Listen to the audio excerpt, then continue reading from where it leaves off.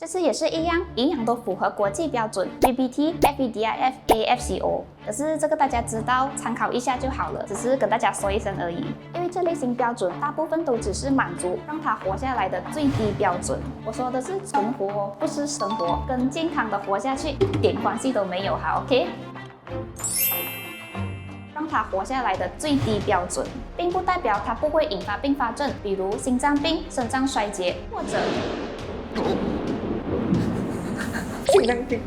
者代表它是健康的。因为我觉得大部分的一般家庭的猫猫狗狗会trigger的病因都不会是因为饿死之类的。举一个例子哈 ，AAFCO 标准，猫咪粗蛋白的需求比狗狗高的情况下，最低含量仅为26%，也就是说满足26%，你就等于满足了 AAFCO 的 criteria。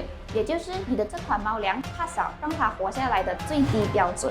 我说的是存活哦，不是生活，跟健康的活下去一点关系都没有哈 ，OK？ 再给大家补充一个额外信息，猫咪的能量来源是由蛋白质和脂肪转化而成的血糖。根据实验表明，猫无时不刻都在进行蛋白质代谢，如果没有获取足够的膳食蛋白质，它们就只能代谢自己的身体，分解自己的肌肉来获取蛋白质，然后会怎样？就很快的胖起来哟。我说的是胖哦，不是那种很健康的增肌，也不会形成良好的肌肉条件，帮助他们日常生活行动上会更好的去 support 他们的重量。因为当你的 muscle 不够去 support 的时候，体重压力就会给到骨头，长久下去骨头就会磨损，导致不可挽回的局面。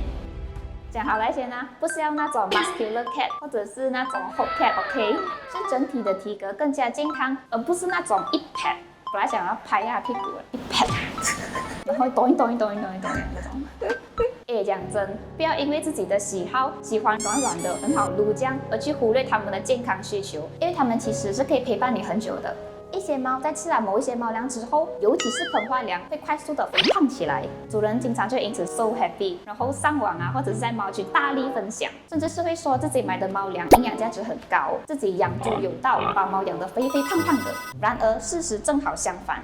猫快速肥胖起来，我讲的是不健康的吃肥哦，而不是那种很健康的体态，并不是因为猫粮提供的营养很足，而恰恰是因为猫粮提供的蛋白质少了，导致猫咪长时间没有办法摄入充足的蛋白质，进而分解自体肌肉导致的非自然现象。就是你不会看到那种从小喂buff全就是生鬼肉这种毛小孩出现那种吃肥的状态，你自己去看看网上的分享都好，都不会出现什么这种吃肥的情况。撇除基因的关系的话啦，也不会有主人投诉什么发腮不到啊、长不肥什么的。基本上都不会看到太多什么我的毛掉毛很够力还是什么的，这种问题通常都不会发生在这种从小就开始喂buff的，因为没有什么会看到啊。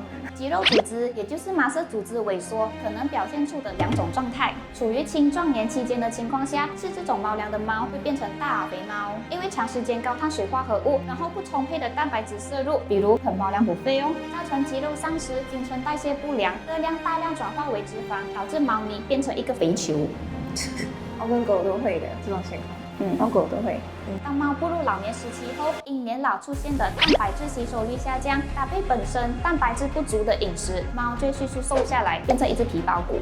所以这就是为什么很多人会说，我的猫老了过后啊，就越来越瘦，超难肥的。你看啊，肠胃本身不佳，蛋白质吸收率下降，还要再加上胃不对的食物，你的猫猫狗狗不变成皮包骨才怪咯。因此，蛋白质至关重要。虽然所有的猫粮都会标出粗蛋白所占的 percentage， 但粗蛋白含量高不一定就代表猫粮的品质好，因为蛋白首先是有分植物蛋白跟动物蛋白，如果你是喂到植物蛋白高的 worse。同时，一款猫粮还要搭配其他的营养成分一起看，比如粗脂肪等等。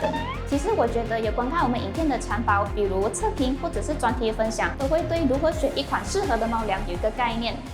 哪个概念大还是小，那是另外一回事。叮铃叮叮的双眼。基本上你们去到宠物店就会形成一个自觉，并且会避免挑选一些不合适的成分。其实已经可以帮助你们在日常生活中避雷超多了。对，可以去看我们之前的不同影片，就都有讲到一些可以避免的成分。大家可以去翻一翻。